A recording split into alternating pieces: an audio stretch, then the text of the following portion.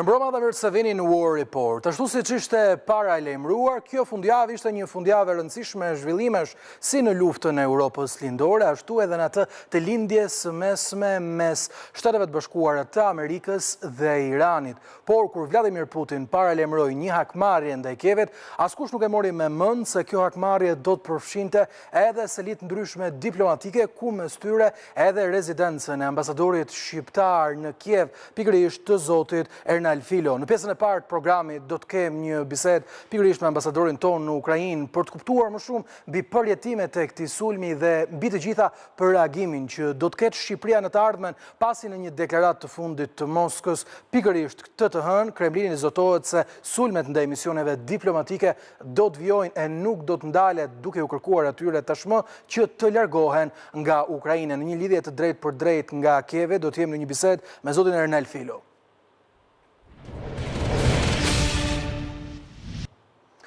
Zotë Filo, më mbroma, kënaqësi të kem në program. Më mbroma, faleminderit për ftesën.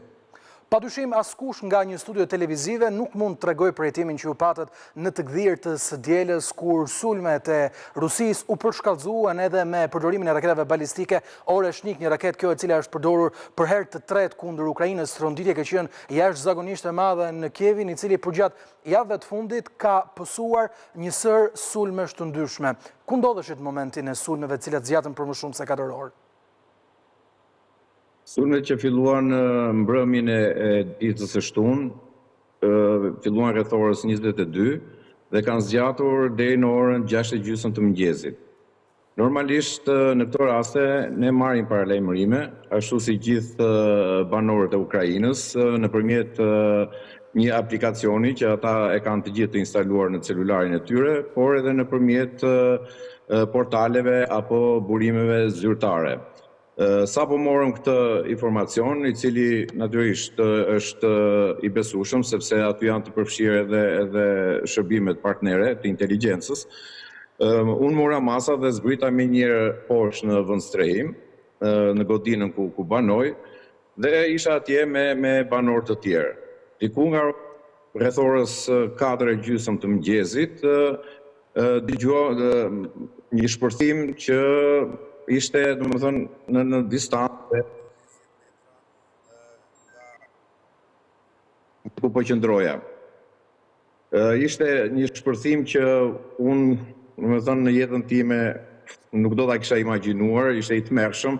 Atje, më thënë të drejtën, pash vdekjen me sy. Ishte shumë i rrezikshme. Pati një panik tek njerëzit, sidomos tek fëmijët që filluan të qajnë dhe për shkak se goditja ishte aq e madhe, nuk dihet ende tipi i raketës, por mund të ketë qenë Iskander ose Zirkon, që janë raketa me mirëze të mesme veprimi, nuk janë të tipit Oreshnik, sepse ajo është një raketë e tmerrshme për sa i përket fuqisë shkatruese. Raketa goditi një godinë shumë katëshe që është 30 metra nga godina ku jam unë, në katin e tretë, dhe shpërthimi dhe goditja ka qenë aq e fortë sa që ajo krijoi një krater të madh dhe ra, domethënë, edhe brenda në vend strehim. Domethënë duke depërtuar në tre katet e nëndeshme të betonit.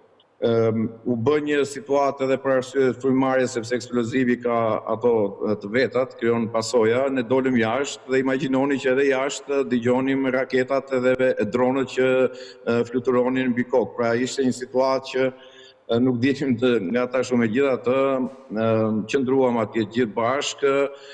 Shërbimet e emergjencës erdhën me njëherë, për të cilët unë jam shumë mirënjohës dhe do them të drejtën, ata janë heronj të vërtet, erdhën me njëherë në vendngjarje, shuan zjarin, dhe ndërkohë u qetësua pak, si thua, atmosfera aty jashtë, dhe ne u futëm sërish brenda dhe kemi qëndruar deri në orën 6:30 mëngjesit. Në momentin që mbaroi sulmi dhe aty bëhet njoftimi po ashtu nëpërmjet aplikacionit, unë ngjita lart, e pash edhe nga jashtë që gjithë fasada ishte dëmtuar. unë gjita në banesë dhe bëra verifikimin dhe pash që dritarët ishin deformuar dhe xhamat ishin thyer. Por ende është e banueshme sepse nuk ishin arritur të thyeshin plotësisht. Besoj në ditët e ardhshme shërbimi këtu do të marrë masat për të bërë riparimet, por kjo nuk dihet sa do zgjas. E qartë, në fakt është diçka e cila le të themi nuk është theksuar në mënyrë të vazhdueshme më parë. Pra, nuk bëhet fjalë vetëm për një sulm ndaj një rezidence, por bëhet fjalë për një sulm ndaj një vend strehimi i cili duhet të jetë vendi më i sigurt ku padyshim edhe ligjet ndërkombëtare, sidomos kur bëhet fjalë për rezidenca diplomatike, nuk e lejojnë diçka të tillë. Ditën e sotme ishte planifikuar që të takoheshet me presidentin e Ukrainës Volodymyr Zelensky, në mungesë të tij ishte ministri i jashtëm i Ukrainës Andriy Sybiha. Kush është zotimi që morët nga udhëheqja e Kievit? Jo, nuk është se ishte një takim i planifikuar dy palësh. Presidentin Zelensky për shkak të rrethanave ka shumë të ngarkuar situatën. Ne gjithmonë kur ka pasur ngjarje të tilla apo në ceremoni të ndryshme përkujtimore, ne jemi ftuar si trup diplomatik me praninë e tij, po këtë rast prezencën ja delegoi ministrit i jashtëm Sybiha, i cili mblodhi gjithë trupin diplomatik dhe ne shkuam për të vizituar objektet që ishin sulmuar, ku vendosëm edhe lule tek vendi ku ishte goditur një godinë civile. Gjithashtu pastaj vajtëm edhe në këmbë për të parë edhe një lokacion që ishte një qendër tregtare që ishte tërësisht e shkatruar, së bashku edhe me disa godina përreth. U takova dhe folëm dhe më shprehu solidaritetin për krajen dhe ofroi ndihmë për çdo rast, por ajo që unë gjithmonë dua ta theksoj është se ai tha që Ukraina është jashtëzakonisht falënderuese për gjithë për krajen që po jep Shqipëria, dhe në fund ai u drejtua gjithë trupit diplomatik, duke i thënë se Ukraina i vlerëson jashtëzakonisht praninë tuaj këtu dhe është momenti që ne të tregojmë të gjithë së bashku për t'i dhënë një mesazh të qartë Kremlinit që kjo luftë dhe kjo çmenduri duhet të ndalojë një herë e mirë. E qartë, ndërkohë, ka pasur sigurisht zëra të cilat janë ngritur dhe ka një pikpyetje të qartë për këto që njeh ligjin ndërkombëtar. Do të ketë Shqipëria një hap të drejtë për drejtë për të thirrur nenin 4 të NATO-s, dhe pyetja e dytë që dua të drejtoj ndaj jush është një zotim i Moskës për të mos i ndalur sulmet ndaj misioneve diplomatike duke kërkuar largimin e tyre nga Kievi. Kush do të jetë qëndrimi i Tiranës zyrtare për diçka të tillë? Shiko, nuk besoj se është rasti për të thirrur nenin 4.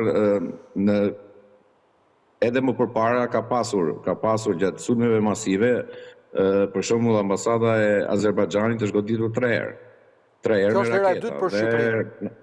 Po, saktë, në 2024, kur ne sapo kishim marrë ambientet dhe po i bënim gati për të filluar punën, u godit godina ku është ambasada jonë, por janë edhe 4-5 ambasada të tjera dhe pati pak a shumë të njëjtat të dëme, domethënë në fasadën e jashtme, dhe aty reaguan të gjitha shtetet që kanë përfaqësitë e tyre të godinë, reaguan një zëri dhe domethënë ky është jemi në luftë, këto janë pasoja normale që edhe i presim në raste të tilla. Por unë e përshëndes hapin e Ministrisë Punëve të Jashtme që thiri në Ministrinë e Punëve të Jashtme ambasadorin rus dhe i dorëzoi notën verbale, që kjo është një praktikë normale diplomatike në këto raste dhe ndodh sa herë që një përfaqësues diplomatik i shteti bëhet objekt sulmi me pasoja nga veprimet apo aksionet e një shteti tjetër. Kështu që për momentin ky është veprimi dhe hapi i dur. Ky veprim është përshëndetur edhe me sa kam parë edhe nga përfaqësia e delegacionit të BE-s në Tiranë. Unë kam marrë përkraje edhe nga gjithë kolegët e mi këtu, nga të gjitha shtetet, përveç thash nga autoritetet e larta të Ukrainës, dhe kanë shprehur solidaritetin edhe ne do jemi këtu. Është e vërtetë që sot ka patur një lajm ku thuhet që Ministria e Punëve të Jashtme e Rusisë është shprehur se do të ketë sulmet ndaj Ukrainës, ndaj Kievit, e ka vënë theksin tek Kievi, sepse në Ukrainë zhvillohen luftime për ditë. Ndaj Kievit nuk do të ndalen. Dhe i ka bërë thirrje qytetarëve tuaj, kuptohet përfaqësive diplomatike të largohen nga vendi. Sa para se të filloj intervistën me ju, lexova, nuk e di sa mund të jetë vërtet që Ministri i Jashtëm Rusisë Lavrov ka telefonuar sekretarin e shtetit Rubio dhe i ka thënë që ambasada amerikane të marrin masat për t'u larguar. Ne kemi një grup chat në celular me gjithë ambasadorët dhe para pak kishim një pritje tani dhe ishim të gjithë bashkë atje dhe diskutuam këtë fenomen dhe tham që përveç se do informojmë qendrat tona dhe unë e kam bërë menjëherë, kam dërguar informacion në ministrisë ku e kam vënë në dieni lidhur me këtë lajm. Kemi rënë dakord që të shikojmë se çfarë përgjigjesh do të marrin nga qendrat e tyre, nga qytetet e tyre. Dhe deri tani ju them me bindje që të gjithë kanë thënë që ne do të qëndrojmë.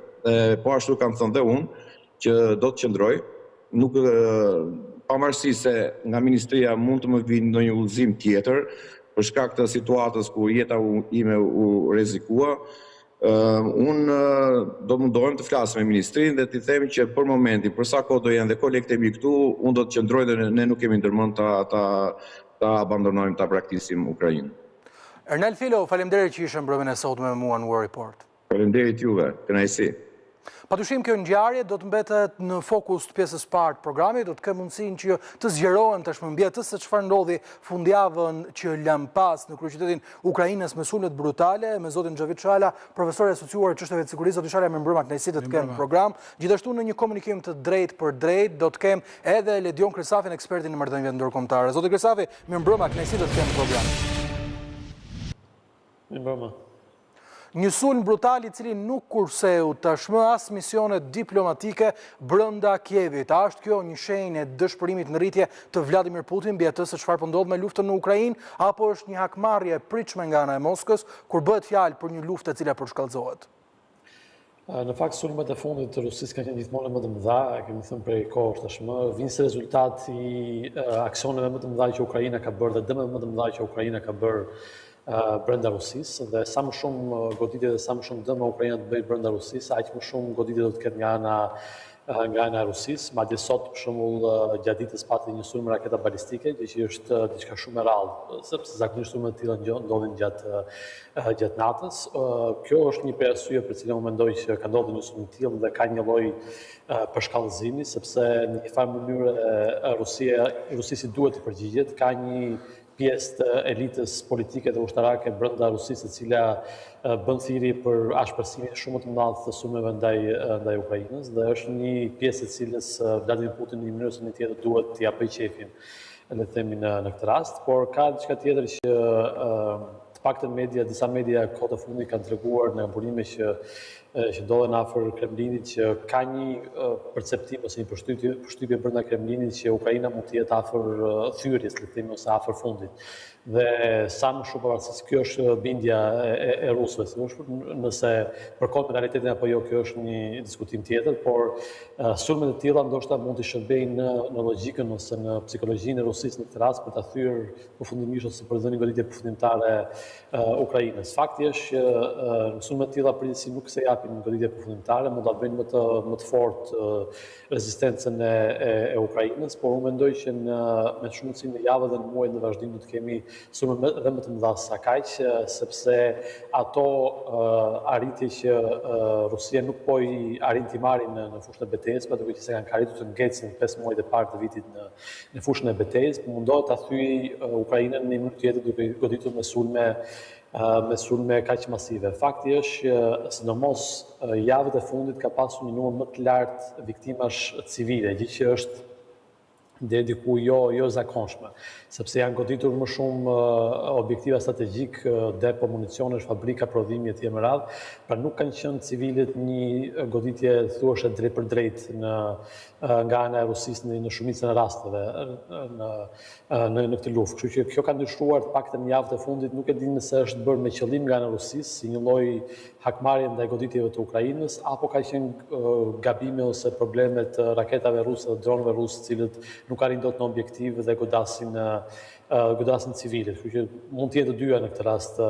Kujtoj për shembull sot një goditje gjatë ditës sotme janë hedhur 2 raketa orëshnik, ku një prej tyre ka dështuar dhe ka rënë në një zonë të banuar në zonën e pushtuar nga Rusia në Ukrainë. Pra dhe mundësia e gabimeve nuk mund të përjashtohet në raste të tilla, por thashë dy arsyet si qëllimi si gabimi duhet marrë parasysh në raste të tilla nga ana e Rusisë.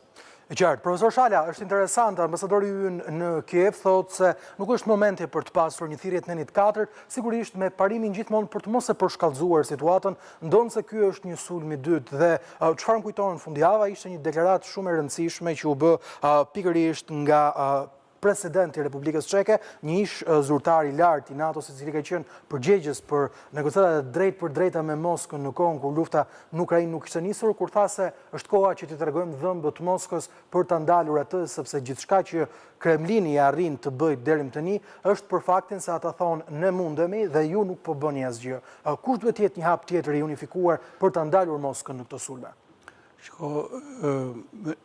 E përmendi edhe ambasadorin, në fakt edhe ai majti qëndrimin zyrtar të Ministrisë Jashtme, pra që nuk është momenti për Nenin 4. Unë nuk e di si çfarë mund të pritet për të ardhur momenti për të kërkuar konsultim politik. Konsultim është, nuk është pozicionim për forcë apo tregim forcë, është një lëvizje që më shumë është politiko-diplomatike.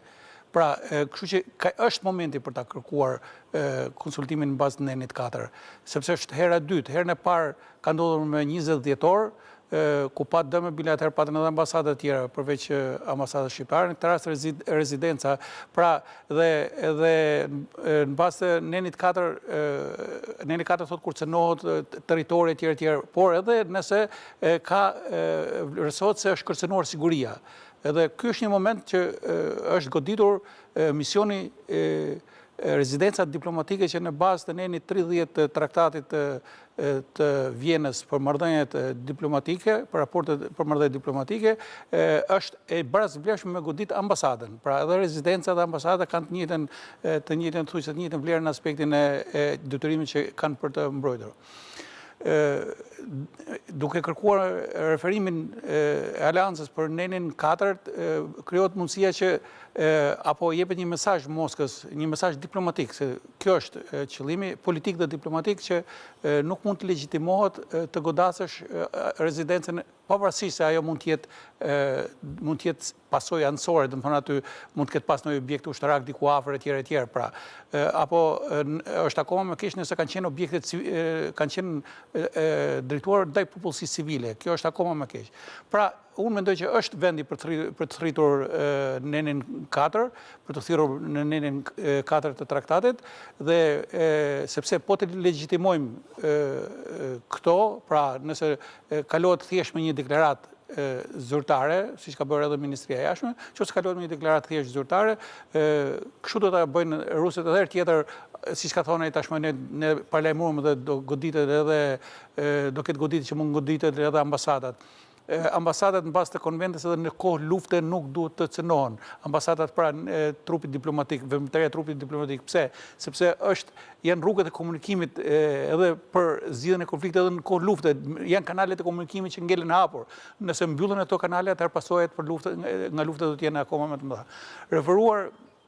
Referuar, pra në këndvështrimin tim them që është një moment i rëndësishëm, por mund ta thrisë dhe mund ta ngrinë dhe shumë zërin në aspektin që kjo është një lëvizje politike diplomatike dhe duhet bërë. Ambasadori thotë pash vdekjen me sy, raketat depërtoi në strehimor në cilë ishte 3 kapë në tokë.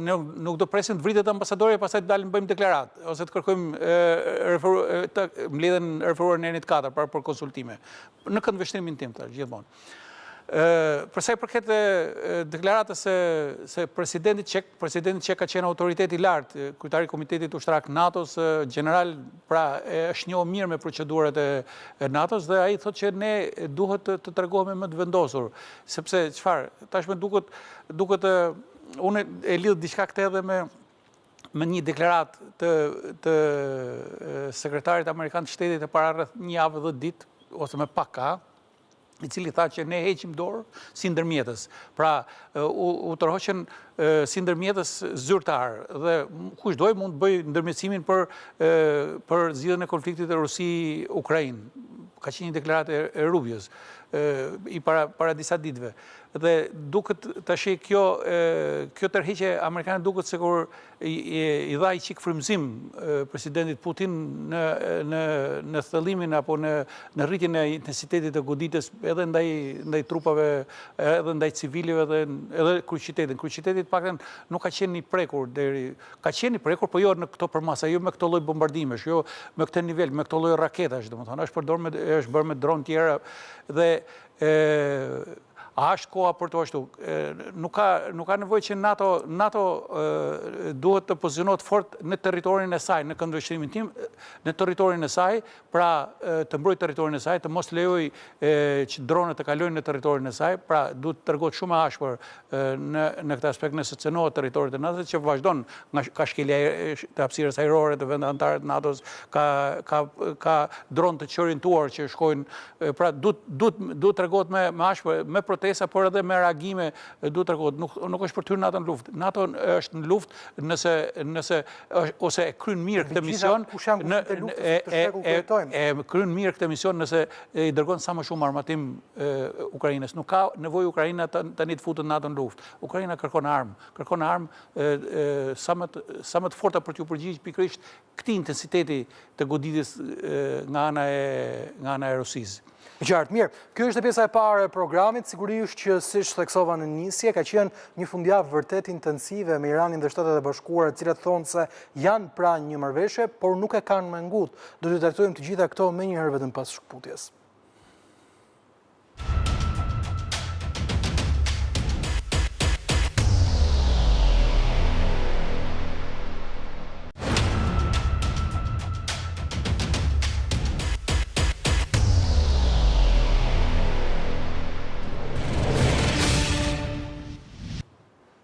Që prej të premtes, kemi marrë sinjale pozitive si nga Washingtoni, ashtu edhe nga Teherani, për Shtetet e Bashkuara të Amerikës dhe Iranin, të cilët mund të jenë pranë arritjes së një marrëveshje paqe. Megjithatë, qëndrimet e Donald Trump kanë qenë të lëkundura si gjithmonë. Kreu i shtëpisë Bart tha një ditë më parë se nuk do donte fare marrëveshje nëse bëhet fjalë për një marrëveshje të keqe me Iranin, duke u referuar kështu edhe një herë tjetër kërkesave të tij maksimaliste. Zoti Gresafi, kemi vërtet palët pra një marrëveshje apo ky është një tjetër blof i Washingtonit dhe Teheranit? Pak e vështirë duket për të besuar, në fakt, por çdo gjë mund ndodh me Donald Trump, sepse i duhet një marrëveshje për të mbyllur luftën, por i duhet marrëveshje që të mos dalë si humbus nga gjithë kjo luftë, paktën përshtypja të mos jetë sikur ai humbi luftën, dhe tjetra i duhet një marrëveshje që të mos i ngjajë marrëveshjes së 2015-s, që vetë hodhi poshtë Donald Trump, që në atë kohë u bë nga Obama. Sepse nëse bën një marrëveshje të ngjashme, sigurisht kritika do të bie përsëri mbi të pse bëri një luftë kaq të madhe për të rikthyer përsëri aty ku ishte para 10 vjetësh. Kështu që kjo është arsye pse ai thotë shpesh i duhet marrëveshje mirë ose s'ka marrëveshje fare, sepse i duhet të shmangni mas madhe kritikat që do i bien mbi sipër, jo nga kundërshtarët, sepse nga ata do ketë kritika pa diskutim, por kritikat që mund të vinë nga ata që kanë votuar dhe nga baza e tij në Shtetet e Bashkuara. Ndërkohë që nga ana tjetër për Iranin duhet një marrëveshje që të shpëtojë maksimumin e mundshëm që mund të shpëtohet në këtë pikë, megjitha të shpëtojë programin bërthamor, sepse duket që pjesë e tjera i ka shpëtuar. Do ishte një arritje shumë e madhe nëse do mante tek një kontroll ngushticën e Hormuzit dhe nuk do të kishin rikthim aty ku ishin para përfundimit para fillimit të luftës. Unë personalisht mendoj që këto, ciladdo marrëveshje që të arrihet në rastin e SHBA-s dhe Iranit, nëse arrihet sigurisht një marrëveshje, do të jetë thjesht një lloj ampushimi i madh, sepse dy palët, pa diskutim që është Irani nëse arrin marrëveshje do i rikthehet politikës si kishte para fillimit të luftës, do i rikthehet antagonizmi ndaj Izraelit, do i rikthehet mbështetjen e grupeve si Hezbollahu, Hamasi, grupet në Siri, në Irak, në Yemen, gjithashtu, pra do i rikthehet politikës së saj që kishte para luftës, dhe sidomos para luftës dhe të vitit kaluar. Dhe në momentin që rikthehet kësaj lloj politike, pa diskutim do përplaset me interesat e Izraelit dhe detyrimisht do përplaset me interesat e Shtetit Bashkuara.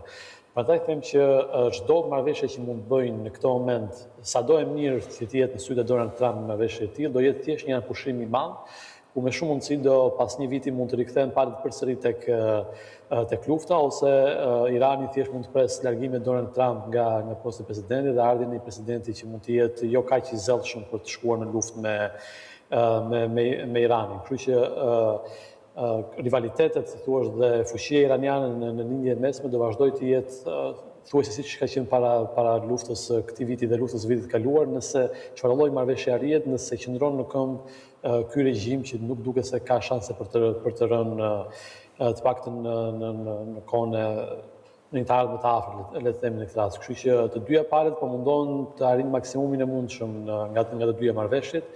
Vështirë, e shoh shumë të vështirë të arrijë një marrëveshje thash mes palëve, sepse ajo që kërkon Donald Trump është heqja dorë përfundimisht nga programi bërthamor dhe dorëzimi i uraniumit, gjë që kjo do të ishte një lloj humbje pa diskutim për Iranin, pra nëse arrin ta bëj diçka të tillë, që ka qenë një prej krenarive dhe një prej xhavahirëve të Iranit në 40 vitet e fundit, nëse arrin ta dorëzoj qoftë uraniumin, qoftë programin bërthamor, kjo do interpretohet si një lloj humbje nga Irani. Kështu që të dyja palët duan të shmangin perceptimin e humbjes, në që par çdo marrëveshje që mund të bëjnë, secila palë dalë dhe thotë që unë e fitova luftën, pavarësisht se kush e fitoi luftën në fund fundit. Dhe kjo është e vështirë të arrihet mes këtyre dy palëve që kanë kërkesa kaq shumë të largët nga njëri tjetri.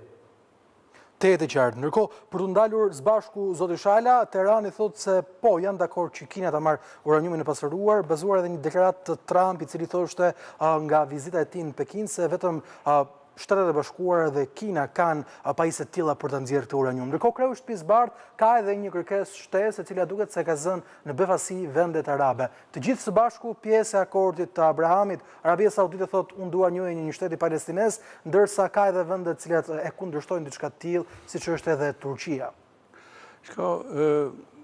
Çështja e pluhurit bërthamor apo rezervave të uraniumit tashmë është po diskutohet dhe bëhet fjalë për bile palet po flasim me përqindje që 95% është dakordsuar gjithçka, bile iranianët po flasin sikur edhe me një kornizë bisedimesh është dakordsuar edhe vetë lideri suprem i tyre.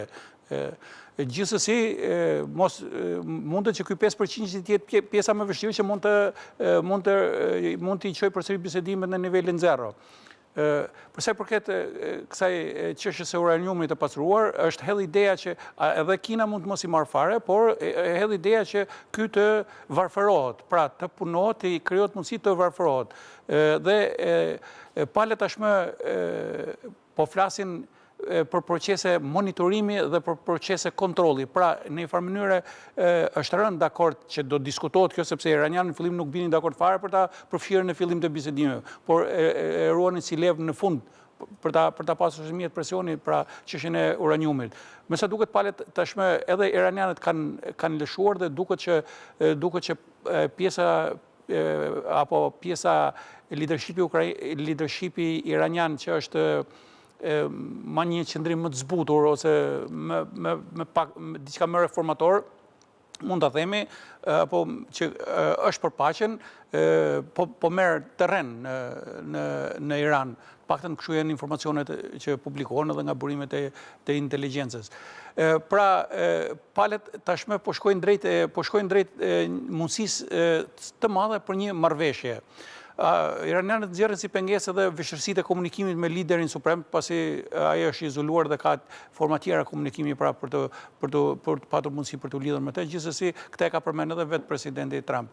Por unë shoh diçka një ndryshim në strategjinë amerikane dhe është kjo që thatë ju tek presidenti Trump. Ai tashmë po ndjen veten që mund ta fitojë këtë luftë dhe po ndjen veten që Irani po dobësohet shumë dhe është dobësuar dhe pikërisht mundësia e dakordësisë po është afruar dhe ai po mendon për një zgjidhje shumë më të gjerë se sa kaq. Ai përdor shprehjen që duam një marrëveshje të fortë, jo marrëveshje si marrëveshja 2015-s. Në fakt, marrëveshja 2015-s ka fat kohor dhe 15 vjet dhe nuk është se e zeronte procesin e pasurimit. Pra, mas 15 vjetësh ata mund të fillonin përsëri, duhej një marrëveshje tjetër. Pra, këtë afat kohore kërkon ta shtyjë në maksimum ose ta çujë të përhershëm, pra mos ketë asnjë lloj drejte Irani për të pasuruar ose të vendoset një përqindje shumë të vogël dhe të jetë këta do ngulin kam shumë tek mbikëqyrja dhe tek monitorimi dhe inspektimi nga Agjencia Ndërkombëtare e Energjisë Atomike.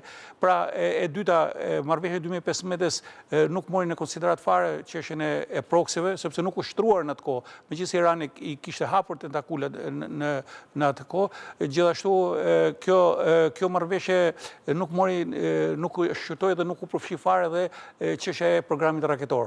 Të gjitha këto ai kërkon të i përfshinë këtë marrëveshje dy, prandaj thotë do bëhet marrëveshje fortë. Ajo që bie në sy tashmë është që mundësia për të përfshirë edhe shtetet e tjera. Ai i supervizoi këtë leadershipin e vendeve arabe, vendeve të gjirit me telefonata, secili nga ata me këtë që thatë ju për të kërkuar atyre që të zgjerohet marrëveshja e Abrahamit. Pra synimi ai tashmë nuk po kërkon thjesht një marrëveshje për marrëveshje, një marrëveshje me numër centrifugash, me përqindje pasurimi, po përmendon për një zgjidhje me edhe mund kjo po më duket shumë interesante, po mendon për një zgjidhje më të gjerë, pra për një sistem të ri sigurie në linjën e mesme.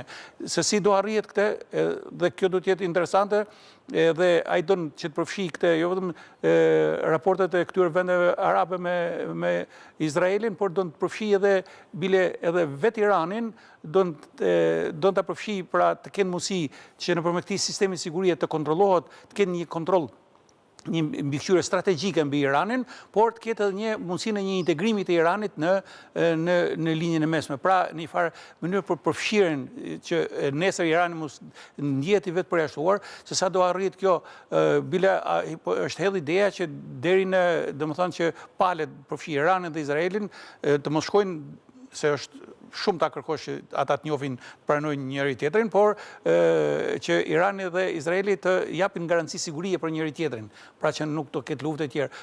Paktën këtu po diskutohet dhe kjo është një zhvillim shumë interesant në këndvështrimin tim, sepse vetëm nëse arrihet, themi të vërtetë nëse arrihet kjo, Trumpi do të quhet fituesi i luftës. E qartë. Ndërkohë, një zhvillim tjetër i rëndësishëm për cilin u komentua gjithësisht se ishte edhe reagimi Donald Trump kur tha se nuk e ka mengut për të arritur një marrëveshje me Iranin. Pati një sulm në shtëpisë Bardh të fundjavë, profesor, dhe të ndalemi pak edhe tek çështjet e sigurisë në Washington, një politikë gjithnjë më polarizuar, Donald Trump një figurë e cila siç duket i thith këta sulme dhe atentatet, se ndoshta nuk është mënyra korrekte për të thënë diçka të tillë, por çfarë ndodhi për gjatë fundjavës? Ishte vërtet vetëm një njerëz me smundje mendore, sepse është e rëndësishme të kuptojmë edhe parandalimin. BBC zbuloi ditën e sotme me partnerin e saj CBS News se ishte një njeri ndalur në 2025-ën, i cili kishte sfiduar shërbimet sekrete pranë shtëpisë Bardh, duke thënë unë jam Jezu Krishti dhe më arrestoni. Pra, një rast i përsëritur i një sulmuesi i cili kishte tentuar t'i afrojë presidentin. Raste të tilla në Shtetet e Bashkuara të Amerikës ka plot që bëjnë vepra të tilla, dalin bëjnë vrasje nëpër shkolla, marrin armën, domthonë kjo është çështje edhe politikave amerikane për çështjen e armatimit. Por ky është një rast specifik. Rasti specifik i këtij rasti qëndron se ky ishte person i skeduar nga agjencitë federale. Pra, ai kishte tentuar dikur të thynte një postoblok të shërbimit sekret për të afruar dhe ky kishte një urdhër ndalimi, pra që të mos lejohej të afrohej rezidencës presidenciale. Pra, edhe pyetja është se si arriti ky person tashmë duke qenë me një urdhër ndalimi, duke qenë me këto një person nën mbikëqyrje, po e themi, arriti që të shkojë i armatosur përsëri të përplaset një. Vjen vetëm disa javë pas darkës korrespondentëve.